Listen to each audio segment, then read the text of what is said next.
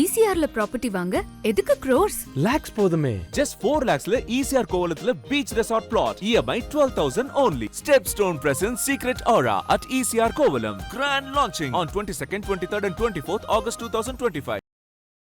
Mind கேமே பார்த்தீங்கன்னா யோகி பாபுக்காண்டி தான் பிளான் பண்ணி பாவனா பண்ணியிருப்பாங்களோ அப்படின்னு தோணுது. இன்னும் கொஞ்சம் ரெண்டு பேரும் மாற்றி மாற்றி பேசியிருந்தாங்கன்னா பெரிய சண்டையாக போய் முடிஞ்சிருக்கும். நல்ல வேலை ரெண்டு பேருமே கொஞ்சம் லைட்டாக ஒருத்தருக்கு ஒருத்தர் பேலன்ஸ் பண்ணிட்டாங்க. சொசைட்டியில் பப்ளிக்காக நீங்கள் வந்து பேசும்போது அந்த பொறுப்புணர்ச்சியோடு நீங்கள் பேசுவீங்க, அதை அந்த ஷோவை அழகாக நடத்திட்டு போவீங்கிறதுனால தான் உங்களுக்கு 8 லட்ச ரூபா கொடுத்து புக் பண்ணியிருக்காங்க, அங்கே அந்த மேடைக்கு கொண்டு வந்திருக்காங்க. நீங்கள் அங்கே வந்து நீங்கள் வந்து உங்களுடைய பர்சனல் வெஞ்சன்ஸ் இருக்குது பார்த்தீங்களா.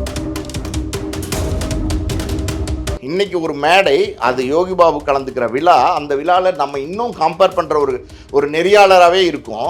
ஆனால் யோகி பாபு பார்த்தீங்கன்னா ஒரு உயரத்துக்கு வந்து ஹீரோங்கிற மேலே ஒரு முன் வரிசையில் உட்காந்துருக்காரு அப்படிங்கிறது அவங்களால தாங்கிக்க முடியும். பாவனாவே அன்னைக்கு வந்து கம்பேர் பண்ணுறதுக்கு அது அப்பாயின்ட் பண்ணது வந்து ரவி தான். யார்? ஜெயம் ரவி தான். ஸோ ஜெயம் ரவி நிச்சயமாக அவரை கூப்பிட்டு கண்டிச்சிருக்கணும் அப்படி தான் நான் நினைக்கிறேன். இன்னொரு விஷயம் சொல்கிறாங்க, அது எந்த அளவுக்கு உண்மை நமக்கு தெரில. ஆனால் என்ன சொல்கிறாங்கன்னா,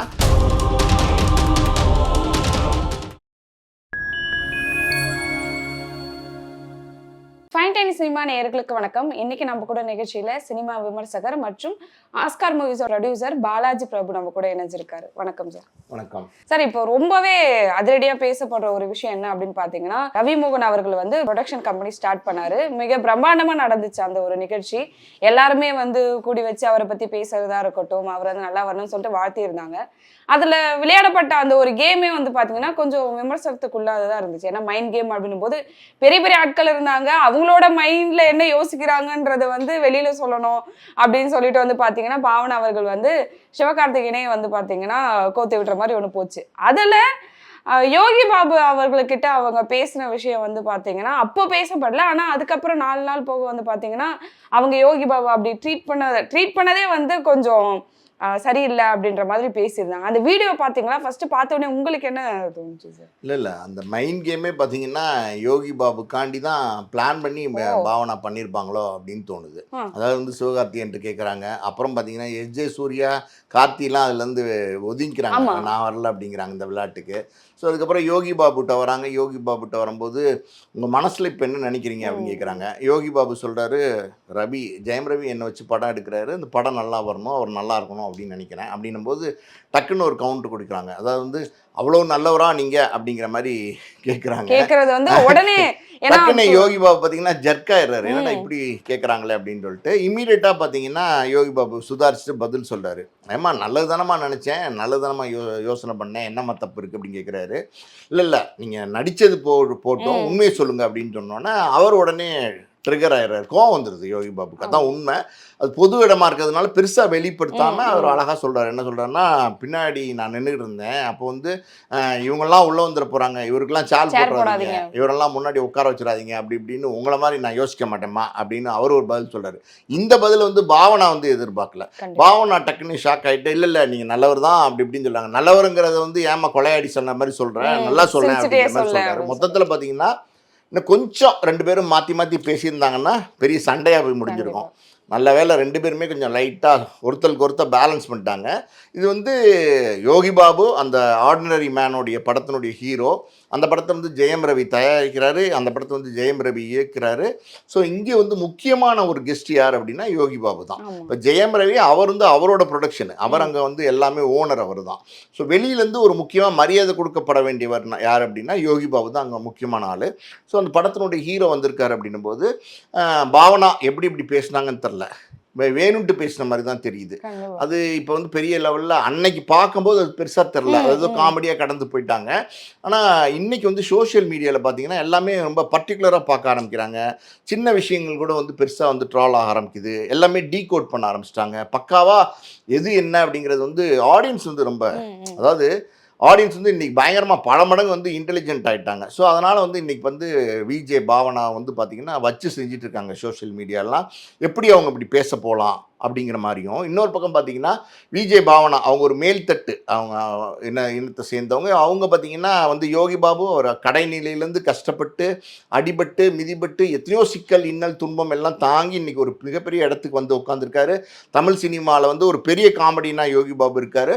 ஸோ அவரை வந்து இவங்க இப்படி விமர்சனம் பண்ணிட்டாங்க, ஒரு மேல்தட்டு பெண், அதனால அந்த திமிரில் வந்து அவங்க பண்ணுறாங்க, யோகி பாபு வந்து ஒரு சாதாரண ஆள் நினச்சி பண்ணுறாங்க அப்படிங்கிற மாதிரியெல்லாம் பலவிதமாக வந்து இதை வந்து பேச ஆரம்பிச்சிட்டாங்க. இப்போ பாவனாவே பார்த்தீங்கன்னா பயந்துட்டாங்க, ஐயோ நம்ம வந்து ஏதோ விளையாட்டுத்தனமாக அவங்க பண்ணதா அவங்க சொல்லியிருக்காங்க. இப்போ நான் விளையாட்டுத்தனமாக தான் சொன்னேன், எப்போவுமே நானும் யோகி பாபு தான் அப்படி அடிச்சுப்போம், எப்போவுமே அப்படி தான் பேசிப்போம், பழைய வீடியோலாம் பாருங்கள் அப்படின்ட்டு இருக்காங்க. நீங்கள் எப்போவுமே அடிச்சுக்குங்க, நீங்கள் எப்போவுமே பேசிக்கங்க, ஆனால் வந்து ஒரு பொது மேடையில் பொது இடத்துல வந்து எப்படி பேசணும், என்ன மாதிரி பேசணும், அந்த நாகரிகத்தை வந்து கடைப்பிடிக்கணும். இப்போ அந்த இடத்துல வந்து யோகி பாபு வந்து ஹீரோ, நீங்கள் வந்து ஒரு கம்பேர் பண்ணுறீங்க, ஒரு நெறியாளர் தான், நீங்கள் ஒரு நெறியாளர் தான், நீங்கள் வந்து அதுக்கான தகுதியோடு நீங்கள் பேசணும். நீங்கள் இந்த விழாவை நடத்துறதுக்கு கிட்டத்தட்ட பார்த்தீங்கன்னா ஒரு 8 லட்ச ரூபா சம்பளம் வாங்கியிருக்கா சொல்கிறாங்க. ஸோ அவ்வளோ தூரம் உங்களுக்கு ஏன் கொடுத்துருக்காங்க அவ்வளோ பணம்? அவ்வளோ 8 லட்ச ரூபா ஒரு விழாவை தொகுத்து வளர்க்குறதுக்கு உங்களுக்கு கொடுக்குறாங்கன்னா நீங்கள் ஒரு முக்கியமான நெறியாளராக இருக்கீங்க.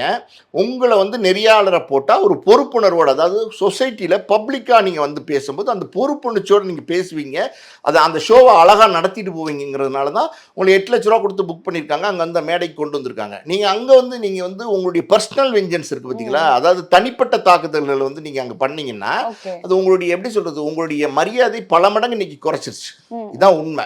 இப்போ என்ன எல்லாரும் சொல்கிறாங்க அப்படின்னா, அதாவது வந்து விஜய் பாவனா பார்த்தீங்கன்னா ஒரு பிரபல தனியார் தொலைக்காட்சியில் வந்து மிகப்பெரிய ஒரு விஜேவாக இருந்தாங்க ஒரு காலகட்டத்தில், கிட்டத்தட்ட 20 வருஷத்துக்கு மேலே ரொம்ப பாப்புலரான ஒரு விஜேவாக இருக்கிறதுனால அந்த காலகட்டத்தில் குறிப்பாக வந்து எந்த காலகட்டம், அதாவது வந்து நம்ம சிவகார்த்திகேயன் இருக்கார், சிவகார்த்திகேயன் வந்து அது இது எது இந்த மாதிரி ப்ரோக்ராம்ஸ்லாம் அந்த தொலைக்காட்சியில் பண்ணுற காலகட்டங்களில்.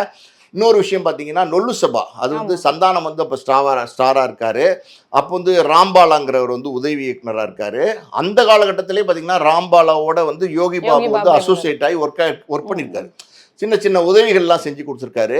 எப்படியாவது வந்து ஸ்க்ரீனில் அப்பியர் ஆகணும், எப்படியாவது திரையில் வரணுங்கிற ஒரு ஆர்வத்தில் எனக்கு இந்த காட்சி இருந்தால் கொடுக்கல, இந்த கேரக்டர் நான் நடிக்கிறேனே, இது பண்ணிட்டுமா அப்படி வழக்கமாக பார்த்தீங்கன்னா நடிக்க வர எல்லாருமே ஆரம்ப காலத்தில் இயக்குநர்கள்ட்ட கெஞ்சி வாய்ப்பு வாங்குவாங்க. ஸோ அப்படி கிடைச்ச வாய்ப்புகளை பயன்படுத்தி இருந்திருக்காரு யோகி பாபு. ஸோ அந்த நேரத்தில் இவங்க பாவனா வந்து அந்த தொலைக்காட்சியில் வந்து ஒரு பெரிய விஜேவாக இருந்ததுனால இவங்க யாரையும் மதிச்சிருக்க மாட்டாங்க. இவங்க வந்து நம்ம இன்றைக்கி ஒரு பெரிய விஜே, நம்ம எல்லாமே நம்மளை வந்து பார்க்குறாங்க, நம்மளை ஃபாலோ பண்ணுறாங்க, நம்ம போடுற ட்ரெஸ்ஸு பெருசாக பார்க்குறாங்க, நம்ம போடுற தோடு பெருசாக பார்க்குறாங்க, நம்ம கட்டுற வாட்ச் பெருசாக பார்க்குறாங்க, நம்மளை அட்மையர் பண்ணுறாங்க, நம்மளை வந்து ரீக்ரியேட் பண்ண பார்க்குறாங்க. அப்படின்னும் போது ஒரு திமிர்த்தனம் அது வந்து ஆட்டோமேட்டிக்காக க்ரியேட் ஆயிடுது. பல நேரங்களில் பார்த்தீங்கன்னா ஒரு பெரிய வாழ்க்கை, அதாவது வந்து பெரிய பணம் புகழ் பதவி இதெல்லாம் கிடைக்கும்போது உங்களுக்கு பணிவு ரொம்ப முக்கியம். அதை நீங்கள் மிஸ் பண்ணிங்கன்னு வச்சுக்கோங்களேன், சர்க்கிள் வந்து கண்டிப்பாக நிச்சயமாக அது வந்து ஒரு தோற்று போவீங்க உங்கள் வாழ்க்கையில்.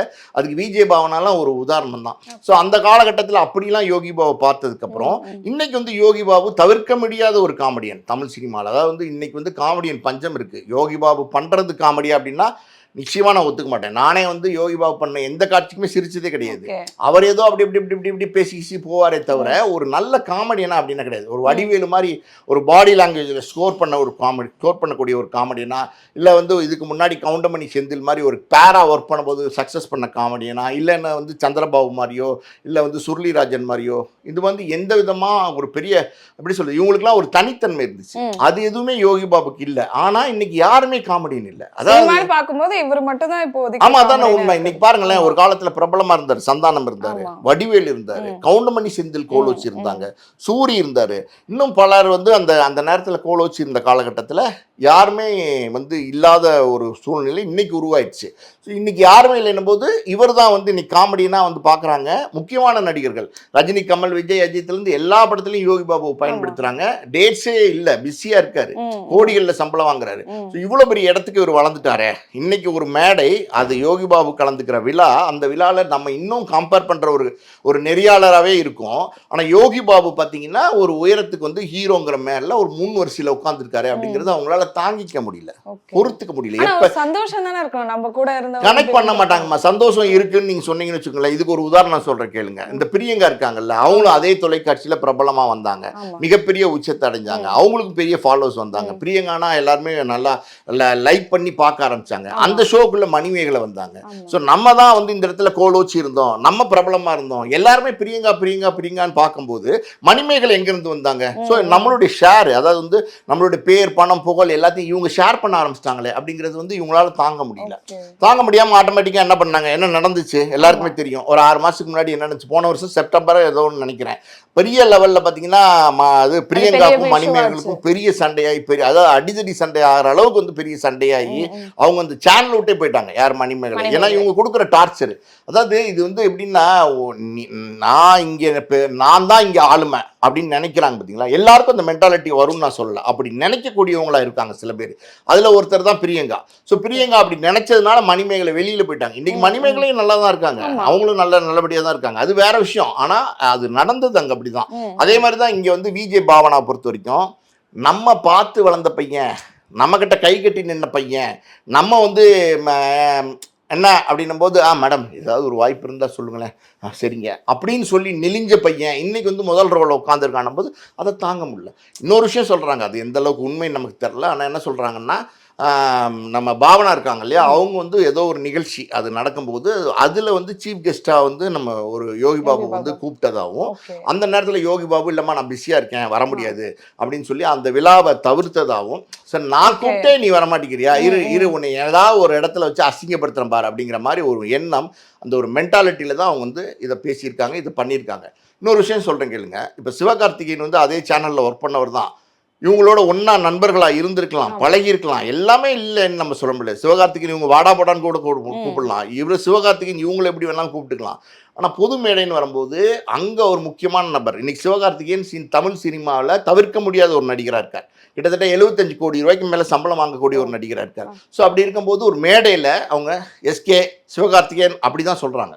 அதெல்லாம் எப்படின்னா, நான் அன்னைக்கு இருந்தேன், நீ யாராக இருந்தால் என்ன, நான் அப்படி தான் பேசுவேன் அப்படின்னு அந்த மரியாதை ஒரு சார் எஸ்கே சார் சொல்லுங்கள். சரி, பொது இடம்னு வரும்போதுமா அந்த பொது இடத்துல வந்து நீங்கள் வந்து அப்படி அது அந்த நாகரிகமான சொல்ல பயன்படுத்தணும். இப்போ ஒன்றுமே இல்லை, சிவகுமார் இருக்கார், நடிகர் சிவகுமார், அவருடைய மகன் சூர்யா, கார்த்திக் 2 பேருமே பிரபலமான நடிகர்கள். அவர் தகப்பன், அவர் நினைச்சா சொல்லலாம், என்ன சொல்லலாம், சூர்யா நான் சொன்னால் என்ன வேணால் செய்வான், அவன் இவன் பேசலாம். ஏன்னா தகப்பனுக்கு எந்த காலத்துலையுமே உரிமை இருக்குது. ஆனால் அதே அந்த தகப்பனே பார்த்தீங்கன்னா ஒரு மேடைன்னு வந்ததுக்கப்புறம் நம்ம பையன் ஒரு உயரத்துக்கு வந்துட்டான், பெரிய ஆள் ஆகிட்டான், பலர் பேர் அவங்கள ஃபாலோ பண்ணுறாங்க, இன்னைக்கு இவ்வளோ பெரிய உச்சத்தை அடைஞ்சிட்டான போது அவரே பார்த்தீங்கன்னா அங்கே மரியாதை கொடுக்குறாரு. சூர்யா நான் சொன்னால் கேட்க மாட்டாரு, வாடா போடா கேட்க மாட்டாரு. எஸ்ஏ சந்திரசேகர் பாருங்க, விஜய் அட்ரஸ் பண்ணும்போது நீங்க பாருங்க, எஸ்ஏ சந்திரசேகர் அப்பா மகன் வீட்டுக்குள்ள எப்படி வேணா கூப்பிடலாம், அப்பா வந்து டே இங்க வாடா அப்படின்னு கூப்பிடலாம். ஆனா ஒரு பொது இடம் போது இன்னைக்கு ஒரு நாட்டினுடைய தலைவரா வந்து வர அளவுக்கு பாத்தீங்கன்னா ஒரு கட்சி தலைவரா வந்து அந்த அந்த தகுதியை வந்து அவர் கிரியேட் பண்ணிட்டு வர்றார். விஜய் வந்து இன்னைக்கு ஒரு கட்சி தலைவராக இருக்கார், அடுத்து வந்து நாட்டினுடைய தலைவராக வரணும்னு ஆசைப்படுறார், ஒரு சீஃப் மினிஸ்டர் இலக்குங்கிறாரு. ஸோ அப்படி இருக்கும்போது அப்படிப்பட்ட ஒரு நபரை பொது இடத்துல ஒரு மேடையில், மாநாடு மேடையில், டேய் இந்த விஜய் இருக்கானே அவன் நான் சொன்னால் அப்படி நடுங்குவான் அப்படின்னு பேசினா எப்படி இருக்கும்? எஸ்ஏ சந்திரசேகர் பேசினா உரிமை இருக்கு, ஆனாலும் அவர் பேசினா அது தப்பா இருக்கும். அதனால அவங்களே என்ன பண்ண, விஜய் இருக்காரு வராரு சொன்னாரு அப்படி பேச ஆரம்பிச்சிட்டாங்க. ஸோ அப்படி இருக்கும்போது நீங்க ஏதோ ஒரு ஃப்ரெண்டு தான், நீங்க அப்படி இருக்கும்போது அந்த மரியாதையை அது நீங்க கொடுக்கணும். உரிய மரியாதையை நீங்க கொடுக்கலைன்னா உங்களுடைய மரியாதையை நீங்க இழந்துருவீங்க. இன்னொரு விஷயமும் அந்த இடத்துல பேசணும், அது என்னன்னா யோகி பாபுவும் பார்த்தீங்கன்னா பல விழாக்கள்ல பாருங்களேன் ஒரு மாதிரி தெனாவட்டா பேசுறாரு. நான் பார்த்துருக்கேன் பல நேரங்களில். பாருங்களேன், இந்த பக்கம் இந்த விஷயத்துல வந்து விஜய் பாவனா பண்ணது தப்பு, எந்த விதத்துலையுமே வந்து ஏற்றுக்கொள்ள முடியாத விஷயம். யோகி பாபு வந்து இன்சல்ட் பண்ணது அது வந்து தப்பு தான். ஆனால் அதே நேரத்தில் யோகி பாபுவோட ஆட்டிடியூட் ஒன்று இருக்குது பார்த்தீங்களா, அவர் வந்து கடைநிலையிலேருந்து கஷ்டப்பட்டு முன்னுக்கு வந்தவர். இவ்வளோ பெரிய உயரத்துக்கு வந்ததுக்கப்புறம் ஒரு மேடை, ஒரு ஒரு ஆடியோ வெளியீடு அது இருக்கும்போது தெனாவட்டா அப்படி நின்றுட்டு சொல்லு என்ன வந்து சொல்ல மாட்டியா, பக்கத்தில் வர மாட்டியா அப்படி இப்படிங்கிற பேசுறதெல்லாம் இருக்கு பார்த்தீங்களா, ஆடியன்ஸ் வந்து ரசிக்க மாட்டாங்க. அதாவது வந்து நீங்க எவ்வளோ பெரிய ஆளா வேணா இருங்க, பணிவு என்பதை நீங்க வந்து பொது இடத்துல கடைபிடிக்க வேண்டும். நீங்க உயரத்துக்கு வர வர வர வர அந்த பணிவை வந்து நீங்க கடைபிடிக்கணும். அதுக்கு நம்ம அது யோகி பாபு அந்த மாதிரி செஞ்சார், சில விஷயங்கள்லாம் பண்ணாரு. ஸோ இன்னைக்கு பாருங்களேன், இந்த விஜய் பாவனா வந்து யோகி பாபு வந்து நோஸ் கட் பண்றேங்கிறதுக்காண்டியே பண்ண மாதிரி இருக்கு, 20 வருஷம் பகையை மனசுல வச்சு பண்ண மாதிரி இருக்கு. ஸோ அதெல்லாம் பார்க்கும்போது இப்போ யோகி பாபுவுமே இதுலேருந்து ஒரு பாடத்தை கற்றுக்கணும். என்னென்னா ஒரு பொது இடம்னு வந்துட்டோம்னா அதற்கான நடவடிக்கை அதுக்கேற்ற மாதிரி நம்ம நடக்கணுங்கிறதுக்கு இவங்கெல்லாம் வந்து ப்ராக்டிஸ் ஆகணும், தெளிவுபடுத்திக்கணும். இப்போ கவுண்டமணி காமெடி நடிகர், அவர் பார்த்தீங்கன்னா பொதுவாக பார்த்தீங்கன்னா எல்லோரும் என்ன கிழக்குலாம் பேசுவார். ஆனால் அவர் எத்தனை வருஷம் அனுபவம், அவருடைய வயது என்ன, அவர் சொன்னா எல்லாருமே கேட்டுப்பாங்க. அவர் சொன்னா ரஜினி கேட்டுப்பாரு, அவர் சொன்னா கமல் கேட்டுப்பாரு. ஏன்னா எல்லாரோடையும் நெருங்கிய நண்பராகவும் மிகப்பெரிய சீனியாரிட்டி உள்ள ஒரு நடிகராகவும் இருக்காரு. அவர் வந்து இயல்பாகவே ஒரு நக்கல், கேலி, கிண்டல், பேர்வழி தான் எப்போவுமே. அதாவது இன்னைக்கு வளர்ந்ததுக்கு அப்புறம் இல்லை, வளர்றதுக்கு முன்னாடியே கவுண்டமணியை பற்றி கேட்டிங்கன்னா அவங்களோட அந்த காலத்தில் பழகுனவங்கள அவர் நக்கல் பேர்வழிப்பா அப்படின்னு தான் சொல்லுவாங்க. அந்த மாதிரி அது வந்து ஒருத்தனுடைய ஆட்டிடியூடாக இருக்கும். அதை வந்து அது பழகினவங்க வந்து கடந்து போவாங்க. ஆனால் யோகி பாபுலாம் பார்த்தீங்கன்னா தெனாவட்டா பேச ஆரம்பிச்சார். இப்போ அதெல்லாம் வந்து யோகி பாபுமே தவிர்க்கணும். பொதுவாக ஒரு விஷயம்மா, அது கடைசியாக நான் என்ன சொல்கிறேன்னா, இந்த மாதிரி வந்து ஒரு விழா மேடை இதுலலாம் வந்து இவங்க தொகுப்பாளர் அப்படிங்கும்போது இவங்க வந்து இவங்களை நம்பி அந்த விழா மேடையை கொடுக்குறாங்க. ஸோ அந்த நம்பிக்கைக்கு பாத்திரமா அந்த விழா மேடையை சக்ஸஸ்ஃபுல்லாக நடத்தணும். இப்போ நேற்றுக்கே நீங்கள் எடுத்துக்கிட்டிங்கன்னு வச்சுங்களேன், இந்த ஜெயம் ரவி மோகன் ஸ்டுடியோஸ்னுடைய அறிமுக விழா, அதே நேரத்தில் என்ன படம் எடுக்கிறோங்கிறத சொல்கிறாங்க. ஸோ அதை பற்றின விஷயங்களை தான் இந்த இந்த இந்த இந்த இந்த நெறியாளர் வந்து பேசணும். இந்த படத்தை பற்றின விஷயங்கள் தான் பேசணும். வந்தவங்களை வந்து பாராட்டி பேசுறது, அவங்களுடைய பெருமைகள் இதெல்லாம் பேசுறது, இதெல்லாம் தான் வந்து நல்ல விஷயமா இருக்கும். இதை தவிர்த்து நீங்க வந்து இந்த அவுட் ஆஃப் த போர்ஷன் சிலபஸ்ல இல்லாத கொஸ்டின் சொல்லுவாங்கல்ல, நீங்க பார்த்துருப்பீங்க. +2 12 10th எல்லாம் பசங்க பரீட்சை எழுதிட்டு வருவாங்க. பரீட்சை எழுதிட்டு வந்துட்டு ஐயோ நிறைய சிலபஸ்ல இல்லாத கொஸ்டின் கேட்டாங்க அப்படின்னா, சிலபஸ்ல இல்லாத கொஸ்டின்லாம் நீங்க போனீங்கன்னா இந்த மாதிரி சிக்கல்லாம் வரும். இப்போ வந்து சமீபத்தில் இந்த நெறியாளர்கள்லாம் நிறைய பேர் பார்த்தீங்கன்னா அவங்க இந்த கம்பேர் பண்ண கூப்பிடுறாங்கன்னொன்னே அவங்க தங்களை வந்து பெரிய ஆட்களாக நினைச்சுக்க ஆரம்பிக்கிறதுனால இந்த மாதிரி அவுட் ஆஃப் த வே வந்து பல விஷயங்களை செய்ய ஆரம்பிக்கிறாங்க. இப்போ நீங்கள் கொஞ்ச நாளைக்கு முன்னாடி பார்த்தீங்க, கூல் சுரேஷ்னு ஒரு நடிகர், அவர் எது செஞ்சாலும் கோமாளித்தனமாக செய்வார். ஆனால் அவர் அங்கே ஒரு ஐஸ்வர்யான்னு ஒரு நெறியாளர், ஏதோ ஒரு பாடல் வெளியீட்டு விழா தான் நினைக்கிறேன், அவங்க கழுத்தில் போய் ஒரு மாலையை போட்டார். அவங்க ஒரு பெண்மணி. இது வந்து எவ்வளோ தவறான விஷயம். இது இந்த பேசிக் பொது அறிவு கூட இல்லைன்னா அப்படிப்பட்டவங்களை நீங்கள் மேடையில் உட்கார வைக்காதீங்கிறீங்க. அப்போ நீங்கள் எதுக்கு உட்கார வைக்கிறீங்க? அப்போ நீங்கள் இவங்கள உட்கார வச்சா இவங்க ஏதாவது ஒன்று கான்ட்ரவர்ஷியலாக பண்ணுவாங்க, இவங்க கான்ட்ரவர்ஷியலாக பேசுவாங்க, அப்போ வந்து நம்ம அந்த படத்துக்கு விளம்பரமாகும் அப்படிங்கிற நோக்கத்தோடு செய்கிறீங்க. அது தவறு. மிஸ்கின் சமீபத்தில் பார்த்தீங்கன்னா பாட்டில் ராதான்னு ஒரு ஆடியோ வெளியீட்டில் அங்கே போய் என்ன பேசினார்னு எல்லாருக்குமே தெரியும். மறுபடியும் சொல்ல வேண்டாம், மன்னிப்பு கேட்கறது அப்புறம் அது பெரிய சர்ச்சையாக மாறுது. அதாவது நீங்கள் ஒரு மேடை என்பதே அதை நீங்கள் மேடையாக பயன்படுத்தணும். அதை தவிர்த்து நீங்கள் தவறான ஒரு விஷயங்களை இப்போ உங்களுடைய தனிப்பட்ட குரோதங்களை எல்லாம் அங்கே பயன்படுத்துறதுக்கு நினச்சிங்கன்னா ரொம்ப கஷ்டம். அதாவது எல்லாரையும் சமமாக மதிக்கணுமா. நீங்கள் பெரிய உயரத்துக்கு வரலாம், என்ன வேணாலும் இருக்கலாம், அந்த ஈக்குவாலிட்டியாக நீங்கள் வந்து ஒருத்தரை, எல்லா மனிதர்களும் நம்மளோட ஒன்றா இருக்கிறவங்க தான், இவங்களுக்கு அதாவது இவருக்கு நம்ம வந்து எந்த விதத்துலையும் வேறுபட்டவர் இல்லை, எல்லாரும் சமம்தான்ற ஒரு எண்ணங்களோட உங்களுக்கு மைண்ட் செட் வந்து நீங்கள் பழக ஆரம்பித்து எல்லாமே நீங்கள் இந்த மாதிரி பொது விழாக்களை நடக்க ஆரம்பிச்சிங்கன்னா அது நிச்சயமாக எல்லாமே சுமூகமாக நடக்கும். பணிவாக இருக்கணும் அப்படிங்கிறது ஒரு விஷயத்துக்கு ஒரே ஒரு உதாரணம் மட்டும் நான் சொல்ல விரும்புகிறேன். ரஜினிகாந்த் தான் உதாரணம். இவ்வளோ பெரிய உச்சம், உயரம், புகழ், பணம் எல்லாம் இருக்குது. ஆனால் எங்கேயாவது வந்து ரஜினிகாந்த் திமிரா நடந்தால் நீங்கள் பார்த்துருக்கீங்களா? எவ்வளோ பணிமாக நடந்துக்கிறார், எவ்வளோ கருணையாக பேசுகிறார், எவ்வளோ அன்பாக பேசுகிறார், எப்படி வந்து அவர் பேச்சாலே எல்லாரையும் மயக்கி கைதட்ட வைக்கிறார். அப்படி வந்து மேடையை வந்து அப்படி பயன்படுத்தணும்.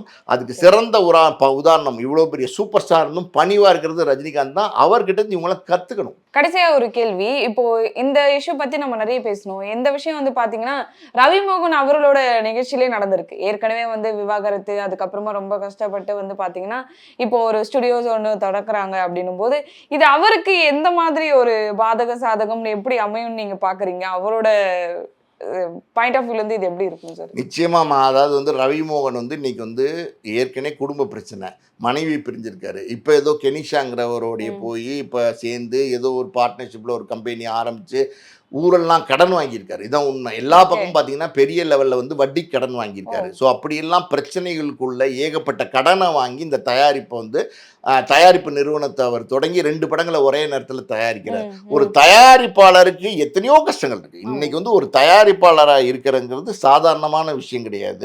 ஸோ அப்படி ஒரு தயாரிப்பாளருக்கு எத்தனையோ கஷ்டங்கள் இருக்கும்போது அது எப்படி சரி பண்ண போகிறோம், இந்த கடன்காரனை எப்படி சால்வ் பண்ண போகிறோம், இது இவ்வளோ பணம் இந்த ப்ராஜெக்டுக்குள்ளே போடுறோமே, இதை வியாபாரம் பண்ண முடியுமா, இப்படி பல விஷயங்கள் அவங்க மனசுக்குள்ள யோசனை பண்ணிட்டு இருக்கும்போது இந்த மாதிரி தேவையில்லாத குழப்பங்கள் பண்ணும்போது அவங்களுக்கு இன்னும் மேலும் இது வந்து பாதகமாக தான் அமையும், சாதகமாக அமையாது. அது இந்த மாதிரியான விஷயங்களை வந்து கண்டிப்பாக தவிர்க்கணும். அதாவது அந்த பாவனாவை அன்னைக்கு வந்து கம்பேர் பண்ணுறதுக்கு அது அப்பாயின்ட் பண்ணது வந்து ரவி தான். யார்? ஜெயம் ரவி தான். ஸோ ஜெயம் ரவி நிச்சயமாக அவரை கூப்பிட்டு கண்டிச்சிருக்கணும். அப்படி தான் நான் நினைக்கிறேன்.